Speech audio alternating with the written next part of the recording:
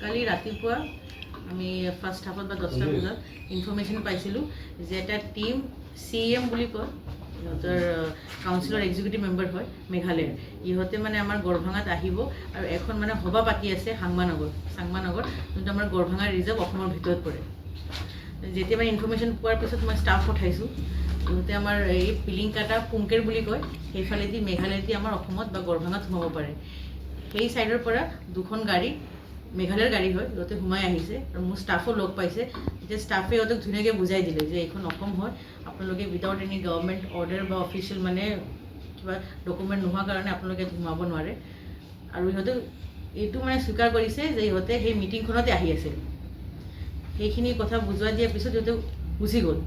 আকৌ নেক্সট যিহেতু আমি কনফাৰ্ম হৈ গ'লোঁ যে হয় মিটিংখন হ'ব, আমিও গৈছোঁ বা মই মোৰ ষ্টাফ লৈ মোৰ ডেপুটি ৰেঞ্জাৰ এনেকৈ আমি ষ্টাফখিনি লৈ আমি যেতিয়া ভিতৰত গ'লোঁ চাংমানগৰ গৈ যে তাত গৈ পালোঁ, ইহঁতে মানুহখিনিয়ে গম পাইছে যে আমি কাউন্সিল মেম্বাৰবিলাক উভতাই পঠাই দিছোঁ বুলি।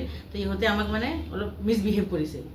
সেই বুলি যোন তেখেতৰ মেইন মানুহ আছিল নৰেশ্বৰ টিমুক, তাক আমি ধৰি লৈ আহিছিলোঁ সোধ-পোছ কৰিবলৈ। যেতিয়া আমি ইয়াত অফিচলৈকে আহি পালোঁ, তাৰ অলপ পিছতে এই নৰেশ্বৰ টিমুঙৰ ৱাইফ, দেউতা বা গোটেই মানে ইহঁতৰ গাঁৱৰ মানে বহুতখিনি মানুহ অফিচলৈকে আহিছে। আহি মানে মোৰ লগত কথা পাতিবলৈ আৰম্ভ কৰিছিলে, তেতিয়া তাৰ ৱাইফে চব মানুহক মানে ইহঁতৰ ভাষাত আহিব দিলে ভিতৰত। আহোঁতে মোৰ ষ্টাফ এজনী আছে ৰাজশ্ৰী ৰায়, ফৰেষ্ট গাৰ্ড, তাই কণ্ট্ৰল কৰিছে যে আপোনালোকে ভিতৰত যাব নালাগে, বাইদেউ আছে বা বাইদেউ আপোনালোকৰ মানুহখিনিৰ লগত কথা পাতি আছে। সেই সময়ত তাইক এজনে আহি চৰ মাৰিলে, কোনোবা লেডিয়ে চৰ মাৰিছে। চৰ মাৰোঁতে আমি চবে ওলাই গ'লোঁ। ওলাই যাওঁতে নৰেশ্বৰ টিমুঙৰ ৱাইফ ৰিদালি বে, তাই মোকো এটেক কৰিছে। মোৰ ষ্টাফ এজনী কৃষ্ণাশ্ৰী, তাইকো মাৰিছে, লাতো মাৰিছে, থাপৰো মাৰিছে আৰু ৰাশিৰ লগতো বেয়া ব্যৱহাৰো কৰিছে। এনেকৈ কৰোঁতে তাইক আমি ধৰি লৈছোঁ। ধৰোঁতে মোক যেতিয়া মানে মিছবিহেভ কৰিলে, ষ্টাফো ধৰি লৈছে। এনেকৈ কৰি বহুত ইহঁতৰ মানে মানুহখিনি আহিল আমাৰ লগত, মানে সেই মেন হেণ্ডেল কৰাৰ নিচিনা আমাক মানে এটেক কৰিছে। তাৰপিছত মই এটা কেছ এটা দিছোঁ গড়চুক থানাত, FIR দিছোঁ ইহঁতৰ ওপৰত। নৰেশ্বৰ টিমুক লৈ গৈছিল নেকি ইয়াৰ পৰা? নৰেশ্বৰ টিমুক লৈ গৈছিল। আপোনালোকে এৰেষ্ট কৰি আটক কৰি আনিছিল? হয়, আটক কৰি ইয়াৰ পৰা লৈ গৈছিল? নহয়, ইয়াৰ পৰা মানে আমি তাক PR বণ্ডত এৰি দিছোঁ। চৰকাৰী যোনটো বণ্ড হয় তাতে এৰি দিছোঁ। তাত যিখন মিটিং হৈছিলে কিহৰ বাবে হৈছিল কিবা তথ্য? সেই মিটিংখন হৈছিল যে এই চাংমানগৰ মানে ইহঁতে মেঘালয়ৰ লগত যদি জইন কৰিব, ইহঁতৰ মানে মেইন মটিভ সেইটোৱে হয়।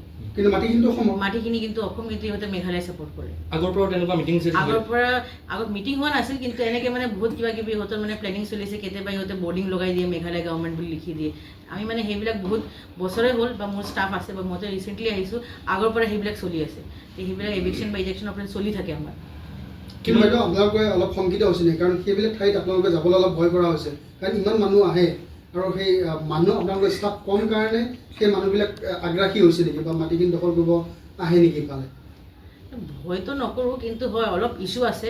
যিহেতু আমাৰ ষ্টাফ কম বা ইয়াৰ পৰা মানে বহুত দূৰত আছে ঠাইখিনি, কিবা ইনফৰমেশ্যন পোৱাৰ পিছত আমি ইয়াৰ পৰা যাওঁতে আমাৰ মিনিমাম 2 ঘণ্টামান লাগি যায়, অলপ প্ৰব্লেম হয়। এতিয়া আপোনালোকে FIR দিছে? FIR দিছোঁ। সেইখিনি অসমৰ বিভিন্ন স্থানত, যিহেতু গড়গাঁৱৰ বিভিন্ন স্থানত মেঘালয়ৰ ফালৰ পৰা কেইবাটাও কিবা কাৰ্যালয় খোলাৰ কথা উল্লেখ কৰা হৈছিলে। কি কাৰ্যালয় খোলা হ'ব বা ক'ত ক'ত খোলা হ'ব কিবা? ইয়াতে মানে আমি যে পাইছোঁ স্কুল, মিছনাৰী স্কুলবিলাক কেতিয়াবা মানে বহুতকেইটা স্কুল খুলিছিল, আমি ভাঙি দিছোঁ আৰু কেইটামান আছে। আৰু ইহঁতে মানে জিৰাঙৰ পৰা আহে ধৰ্ম প্ৰচাৰ কৰিবলৈ বা স্কুলবিলাক খুলিবলৈ, আৰু মানে মানুহবিলাকক লোভ দিয়ে যে চৰকাৰী মানে মেঘালয় গভৰ্ণমেণ্টৰ পৰা কিবা বেনিফিট পাব, যি মানে এমিনিটিজ থাকে, বেছিক এমিনিটিজ, সেইবিলাক দেখাই মানে সিহঁতক লোভ দিয়ে। ধৰ্মান্তকৰণৰ এটা কিবা ৰাজনীতি চলি আছে নেকি এইখিনি অঞ্চলত? ৰাজনীতি বুলি ক'ব নোৱাৰে, কিন্তু চলি আছে। ধৰ্মান্তকৰণ কৰা এটা ব্যৱস্থা চলি আছে? যিহেতু মানে আপোনাৰ নাহৰপামেই হওক বা গড়ভাঙাই হওক, অফিচটোৰ পৰা আচলতে বহুত দূৰত, তাত আপোনালোকৰ যাই পাওঁতে কম মিনিমাম 1 ঘণ্টা লাগে। তাত আপোনালোকৰ কিবা সুৰক্ষাৰ ব্যৱস্থা আছেনে? বা তাতে আগৰ পৰা পেট্ৰলিঙৰ কাৰণে আমাৰ ষ্টাফ যায়েই, মই কিন্তু যেনেকৈ ক'লোঁ অলপ টাইম লাগি যায় আমাৰ। সেইকাৰণে আমি ৰিচেণ্টলি নৰলং বুলি আমাৰ ঠাই আছে, তাতে এটা এণ্টি পচিং কেম্প বা ছাৰ্ভেলেঞ্চ কেম্প এটা আমি বনাই আছোঁ। যিকোনো খবৰৰ বাবে যোগাযোগ কৰক 7099017330, লগতে 7099017110 নম্বৰত।